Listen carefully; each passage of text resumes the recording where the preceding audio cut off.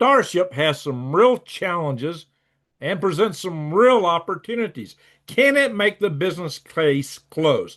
Starship just had a fantastically successful Flight 10. It actually landed both the heavy booster, Starship Heavy, and the upper stage, which is called Starship. The whole thing is called Starship, so is the upper stage. It landed in the Pacific Ocean precisely, in both cases, where they were intended to land. And it was a very interesting flight coming on the tails of three failed flights in Starship 7, 8, and 9. This time they nailed it. Not without some challenges in this flight, which we'll discuss, but also the whole program's got some big questions. Like, for example, Will Lockett, an engineer who's claiming that this ship will not work. We had just had a very successful Flight 10. He says it's fundamentally flawed, and there's some challenges about the payload capacity of Starship. So, can they really make it work? Can it make the business case close? Well, I definitely hope so, but we're going to get into that. So, just buckle up. And so, what's happened? Starship 10 just flew on the 26th of August. As I said, very successful flight. They had a couple of interesting anomalies.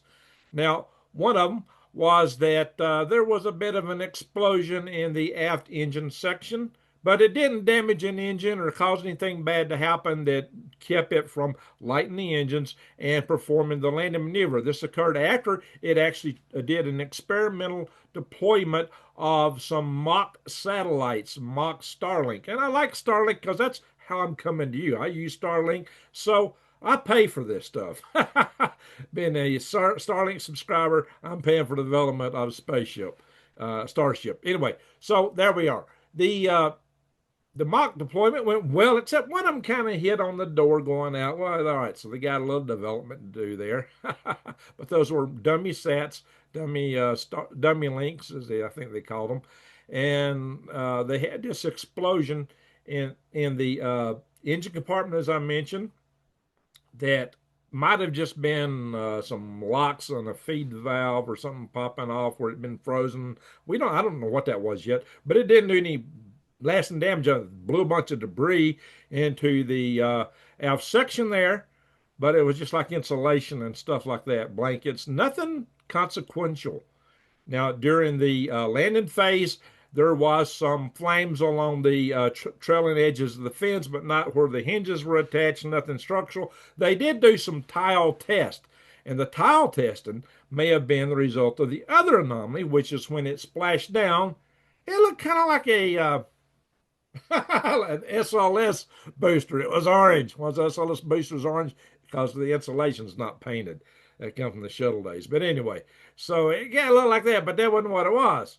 It wasn't that at all. In fact, it came down with a V pattern, which suggested that the cause was fed from above. And they did do a lot of heat shield experiments. Some people think maybe it was a metallic heat shield that oxidized as it burned. Probably wouldn't give you enough material to do that.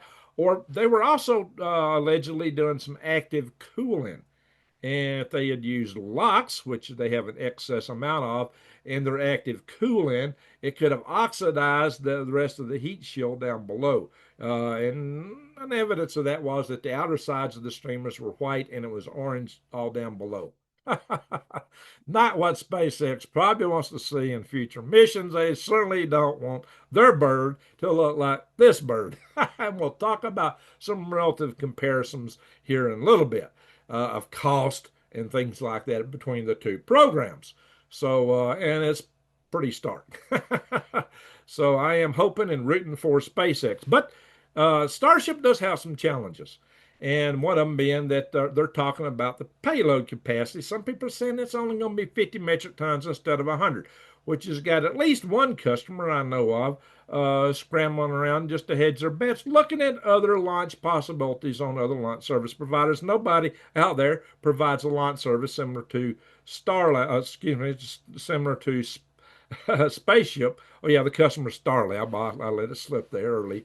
Starlab is actually looking for just to hedge their bets as part of the risk management that if SpaceX can't get the payload capacity up in time, what they can do. But there is a way they can do that, and we're going to go into that in a moment here. But I want to point out this Will Lockett business. Will Lockett claimed that the both the heavy booster and Starship itself were too heavy and too fragile. And he said this contributed to previous three failures. He claimed that they needed about 100 tons of extra weight to beef it up, but to make it really viable, they needed to lose 100 tons, which he says you can't get there from here. Well, they actually did take some weight off Starship, and it did perform well this time.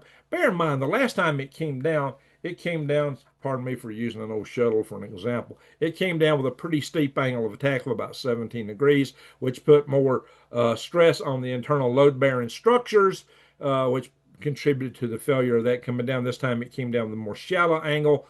They're still, aggressively testing all this out. And again, remember, this is a test program, a test set right now.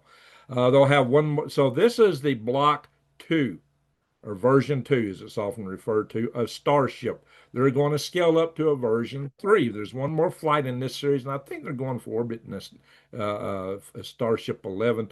And then Starship 12 should be the Block 3. So hopefully that will launch this year. So that's kind of sort of the plan. So at least by 2026. In any event, so Will Lockett, he claimed that the rocket failed because it just didn't have enough beef in the structures. That they needed to add more mass to it. But he also claimed that it didn't have enough. But you know, look, he's one engineer. He doesn't work for SpaceX on the Starship program, and there are quite a few really talented engineers at SpaceX that think they can make this work.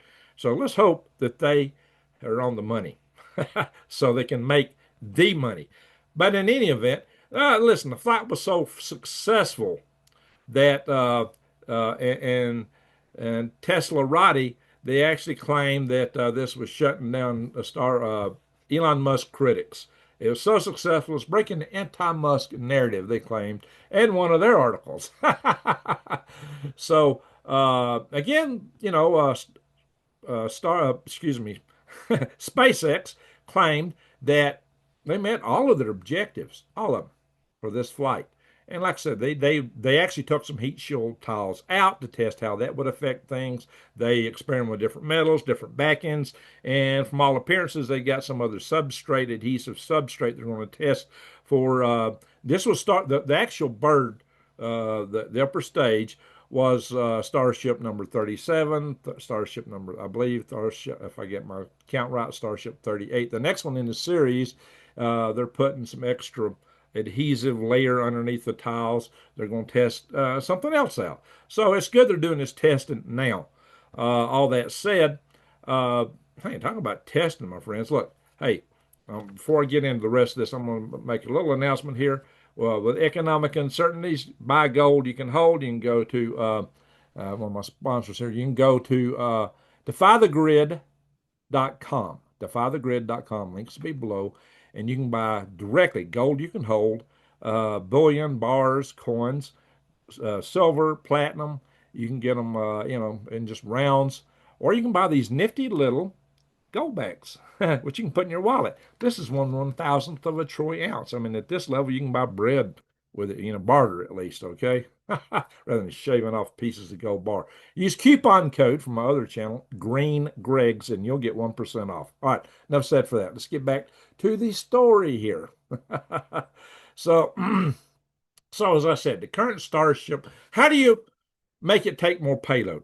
If version 3 doesn't deliver the 100 metric tons of payload that they're advertising, there's ways to do that, but it'll be 2027 before that's fine, which should be in time for Starlab. So either way, Starlab should be covered for what it's looking for. All right, how do you do that? Here's the kicker, guys. A fuel tank is a tank. It is a three-dimensional object. The skin on it, roughly speaking, is, when you expand, yours is expanding that by the square, while the internal volume expands by the cube. Square is like 2 times 2 is 4, 3 times 3 is 9. Well, the cube inside is like 2 times 2 times 2, which instead of 4, you get 8. Or instead of 9, you get 27. You see what I'm saying? Saying you gain a lot is a 3D volume expands versus a 2D, basically, relatively speaking, a 2D structure, which your skin is essentially a 2D. Now, it does have some thickness, and you can't just purely stretch out that thickness without adding a little extra meat to it, but it still scales by the square, whereas the internal volume is scaling by the cube. You get a whole lot more fuel on board if you grow that tank. And in the world of rocketry, uh, fuel per total mass, the amount of fuel per total mass is called mass fraction and is a huge factor in the performance of the rocket. So the bigger the rocket fuel tank, the better it's going to perform. So there's really, two chief performance factors in rocketry. One being specific impulse, that's how many pounds of thrust you get per pound of fuel out of the engine, and the other is mass fraction. Now, if you're set with a given engine, the way to fix that is mass fraction. And, the Raptor engines are good, but mass fraction is the key here to making Starship work better. The more fuel, the better. And of course, you can get weight off of for every pound you can take off, you get a whole lot more to orbit. So, but then again, you need more weight to make it strong and stiff. The way out of this is to grow the rocket. I think version 3 is going to look a whole lot better. This version 2 is 397 foot tall, or 121 meters. They're going to stretch it with version 3 to 408 feet tall, or 124.4 meters. And then, in which that's supposed to be able to launch 100 metric tons. Should it not deliver, they're coming out with version 4 in 2027, which will be a whopping, it's going to be a whopping 466 feet tall. 466 feet tall. Now, already the version 2 is the largest spacecraft, largest rocket, ever launched. You could say ISS is the largest spacecraft, but it takes like umpty up shuttle flights to get that bird up. And we're talking about a single launcher. By far, the largest booster is Starship in the world that's ever been launched. Until Starship launched, it was this thing back here, the Space Launch System. I did have a Starship model that's boxed up somewhere. I just moved to Arizona. This is, yeah, welcome to my Mars Base 1. It's almost like a Mars base. I had red dirt, sand, it blows, and I got to have solar power, and I communicate via Starlink. All right, enough said for that. So they're going to scale this thing up quite a bit. And there's some bigger stuff on the drawing board that Elon's been kicking around, much bigger than that for Starship. So big diameters, tall rockets. This is where you get into some capabilities. Now, I still hope that he'd launch this thing at sea instead of putting the communities there in Texas at risk, I think, because this is a small, basically if one of these Starship as is went off, it's like a small atom bomb if it detonated on launch with all that fuel. Will not be pretty. Bear in mind that the Russian N-1 rocket threw debris 6 miles, and there's more at risk there than Boca Chica. All right, my friends. So I hope he does take this out to sea. I think he's planning now to recover in the future the super heavy at sea. We're bringing it back with the chopsticks. They may return to that. I do know they do plan to hopefully in the next flight, if it goes orbital, bring eventually the Starship upper stage back to the Magazina, the big chopstick retrieval system, which is ingenious, really ingenious. That they could do something like that is mind-boggling. So Starship's got some real possibilities, some real potential. So just kind of talk about the cost of the whole thing. It's said that the Space Launch System costs something like billion dollars to develop. But of course, that's because of the contractors on these cost plus contracts developing it, and they don't develop all their stuff in house. They're not as flexible and nimble, of course, as SpaceX is.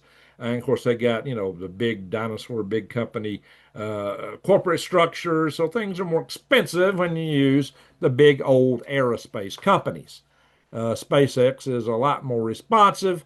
So we'll see how that works out. And hey, even though we thought we were getting a lot more quality programs out of the big old dinosaurs because they had gigantic quality programs, look at look at what Boeing has done or their Starliner, which still hasn't flown anybody. Well, it did fly somebody to orbit, but couldn't bring them back to the station.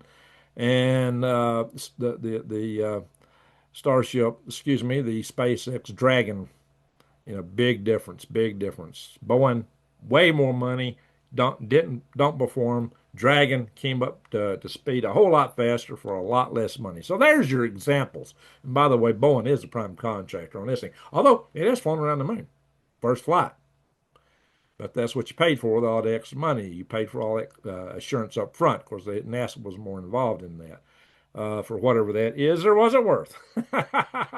I'll let y'all debate that in the chat room below.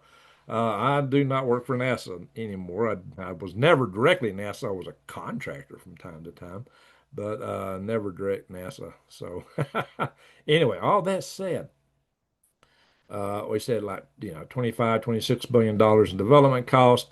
Starship's development cost is on the order, we don't know exactly, but somewhere in the range of 5 to 10 billion. Significant fraction less.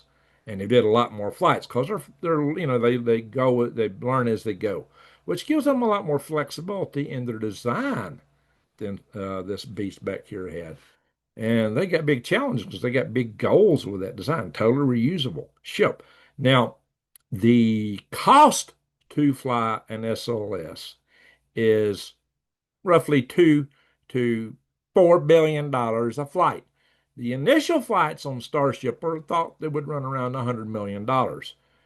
And it's thought eventually down the road at some point, once they get the launch cadence going and get everything worked out, that SpaceX thinks they can get it down to 2 or 3 million. That's pretty incredible per flight. I mean, that's like mind-boggling. I remember when they were talking about launching with their older versions of a Falcon, like for $60 million, and that was a bargain basement price in the world of space launch. So this will be a game changer. Even if it doesn't perform as advertised, if it comes close, it's going to be a game changer at cost. Now, it's thought for a little while the flights are probably going to run about $10 to $20 million a piece once they get the developmental flights under their belt. So, what we're looking at here is, let's talk about going to the moon. That's what this thing is for, right? So, the number of flights for Starship to get to the moon is, well, they got to launch the launcher, the HLS, the Heavy Landing System, or whatever it stands for. That's the Starship version. It's supposed to land on the moon. Now, I do not think it can be the first thing that lands on the moon because it's very top heavy and it's going to blow a crater out when those engines light up when it goes down.